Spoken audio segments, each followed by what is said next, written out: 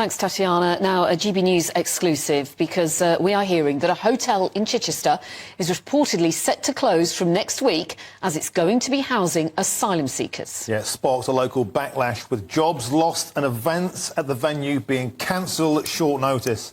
Swimming coaching company DPD Coaching has been forced to call off all future lessons. GB News Investigates reporter Charlie Peters is with us in the studio. Charlie, this is inevitably going to anger a lot of local people. What are you hearing? A lot of concerns. Some very nervous local residents in Chichester who haven't been fed, they claim, sufficient information about what is going to happen to this local hotel, a really important part of the community for them, not just for, of course, tourism and visitors, but also for their businesses. Now, DPD Coaching is a swimming company and a sports training company. It's been around since 1999, and it's used this hotel for the last 15 years, coaching over 100 people every week in swimming lessons. It found out on Monday that its contract with this hotel was being cancelled at the weekend. And these are children's lessons? Yeah, all ages from 2.5 to above, but the majority of their customers are children. And from tomorrow, its final lessons will take place. And, you know, a lot of the business people I've been speaking to, and in particular the founder of DPD Coaching, said that they've just recovered from the dangers and the struggle of the coronavirus pandemic. And here they were, you know, hoping to really bounce back from that. And this is their second largest venue, you know, pulled up from under their feet with just a week's notice. Now, inevitably in these situations, there are staff layoffs, redundancies. An interesting extra element to this, I have heard from my contacts in the area, is that the hotel in question is also used by the local Tory MP Gillian Keegan for her association meetings. So if that's true, this will be causing particular embarrassment. This week, Charlie, we found out that the bill for housing asylum seekers in hotels has risen to £8 million per day, at the same time when the government said that they would stop this in a minister's backyard. This would be severely embarrassing. Yeah, £8.2 million a day is, as Yvette Cooper, the Shadow Home Secretary, said, astronomical costs. Over 50,000 asylum seekers held in hotels as of June of this year. So clearly there's a major problem that the government is struggling to deal with. I mean, it's said that it's going to start doubling up asylum seekers in rooms to reduce costs. But clearly the impacts on local businesses and these short-term changes are ongoing and are impacting lots of people. I mean, Gillian Keegan in her constituency will wait to see if that's confirmed. We do know that weddings, wakes, the local Rotary Club, they've all had, at very short notice, their opportunities to gather cancelled. And there aren't many public venues available in these sorts of towns. You know, hotels are a really useful place for conferencing as well. And also, Chichester, it's a lovely place, attracting a lot of visitors. I mean, Goodwood Circuit's only a couple of minutes down the road. So is there going to be enough other hotels to put tourists in? That's the thing. I mean, the locals I've spoken to who are using this hotel for business have said that they're scrambling desperately to find backup venues for many of their events. I mean, DPD Coaching told me that they've spoken to 5 different swimming pools in the local area, and they're struggling to get past reception because demand for all sorts of replacement activities is so high. So it's almost certain they're going to be out of pocket for a while. And both the Home Office and the local hotel that we're in contact with haven't confirmed to what extent they are supporting local businesses that have been impacted by this decision. And I've been speaking to a contact on the ground who's been speaking to locals and staff members who are simply too afraid to go on public record to speak out about this because they're terrified of being labelled as racist. But off the record, what kind of things have people been saying to you, Charlie? Well, we spoke about the astronomical, as Yvette Cooper said, economic costs here.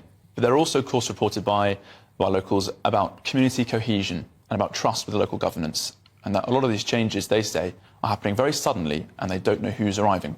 There are concerns from mothers I've spoken to this morning about whether or not they'll let their children walk around freely without supervision in their local area, as they might once have done before. Will the school run be changed? Will they be able to walk to school as, you know, return to term is happening? I mean, the streets might not be, you know, the streets are necessarily not safe anyway. It doesn't, just because there might be asylum seekers in a hotel doesn't necessarily make the streets massively more dangerous. You have to be careful with children walking alone anyway on the streets at night. But these parents just don't know who's arriving, and they don't know to what extent they'll be monitored, whether or not they'll be allowed to walk around the area freely at night. I think lots of parents, with the lack of information being given to them by the Home Office and indeed the hotel at this stage, are filling a vacuum of information with a lot of fear, and that's all that we're hearing at the moment. I mean, the thing is, we come back to this this age-old debate about there's over 50,000 migrants in hotels at the moment, but they have to go somewhere, and the government doesn't seem to have... the Bibi Stockholm barge would hold only a fraction of them anyway, but that's not got any people there. I mean, you worked out how many Bibi Stockholm barges you would need. Yeah, so the Bibi Stockholm to put people on has been cleared of Legionnaires today. It holds 506 maximum capacity. I've worked out that since the Bibi Stockholm was closed on August the 11th, we've had 7,826 illegals arrive. Since then, we'd need 15.5 Bibi Stockholms just for the people who've arrived since the Bibi was closed. But nevertheless, they are still falling back on hotels, despite the fact, Charlie, they said they wouldn't. And I repeat again, 8.2 million quid per day. And stories like this in a minister's backyard will underline the fact the Conservatives have completely lost control of illegal immigration. And they'll point to their illegal migration bill and the attempts they are making, of course, with the Rwanda plan. But as it stands, as you clearly say, Martin, the struggle is ongoing, and they are, it appears, to be failing significantly on this strategy. And as this continues, local concerns will, I think, grow. And I'll be speaking to locals in Chichester throughout the afternoon to get the latest on this. But I expect the conversations I've been having this morning and last night will be more of the same this afternoon. People lacking information in what's going on, the Home Office and the hotel and local businesses not knowing enough about what's going to happen to them and filling that. I mean, this seems to be a huge part of it, the lack of consultation here.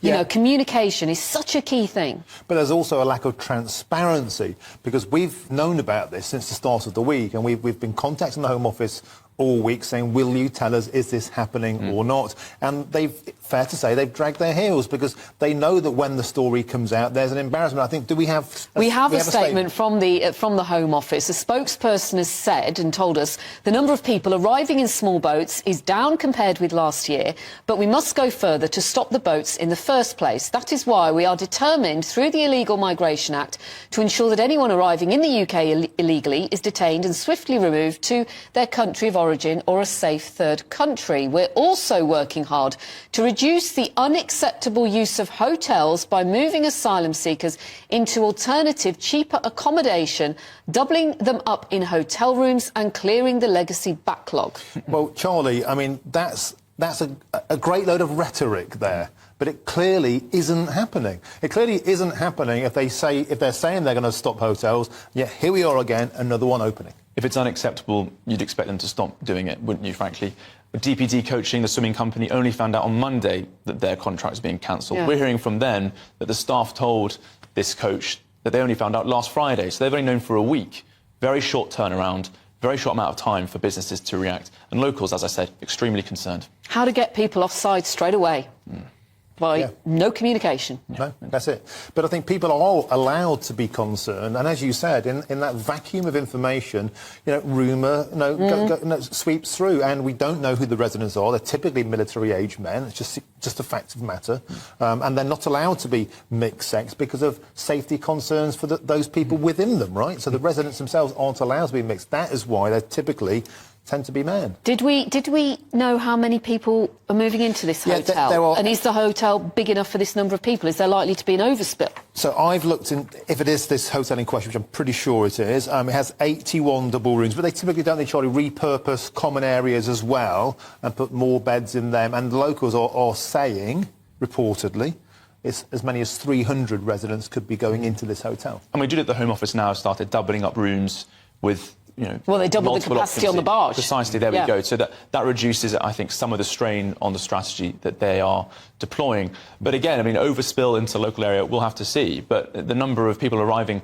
on small boats across the channel is such that there will never be the right number of beds available in these towns for the number of asylum seekers that they are dealing with. And so the strain of possible overflow in the area will, I think, spark a lot of fears from local residents. And of course, this is happening, as we said, with a lack of information that these locals are reporting from the Home Office. So rumour will fly around, and of course it's up to us to cut through that and find out what's true. OK, Charlie Peters, thank you. An exclusive on GB News, superb work, and please keep on top of that story. Any developments, let them come through to the live desk throughout the rest of the show. Top work.